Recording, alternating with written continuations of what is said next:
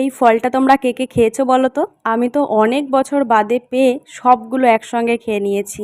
একটা মাত্র যে এনেছিল তাকে দিয়েছিলাম। আর এই ফলগুলো তো আমি ওড়বড়ই নামে চিনি।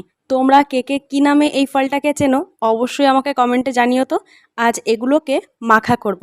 আমারই একটা স্টুডেন্ট এই ফলগুলো নিয়ে আমার বাড়িতে চলে এসছে। এগুলোকে আমি মাখা করে সবাই মিলে আজ খাবো। আমার দুটো স্টুডেন্ট তো বলেছিল এগুলো নাকি ওরা কখনো মাখা খাই না, আর মাখা যে খাওয়া যায় সেটাই ওরা নাকি জানে না। এগুলো কিন্তু আমি আমার বাপের বাড়িতে থাকতে প্রচুর খেয়েছি। আর এখন এমন ওয়েদারে এই মাখা, টক, ঝাল, মিষ্টি এমন কিছু খেতেই বেশি ভালো লাগে।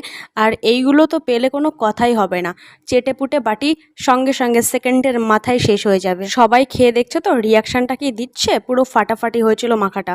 আমি নিজে মাখছি বলে এমন বলছি না, কিন্তু সত্যিই ফাটাফাটি হয়েছিল মাখাটা। তখন খেতে তো দারুণ লেগেছিল মাখাটা, কিন্তু এখন আমি ভয়েস ওভার দিতে গিয়ে আমি বুঝতে পারছি আমার হাতের কি হাল, প্রচণ্ড জ্বালা পোড়া করছে।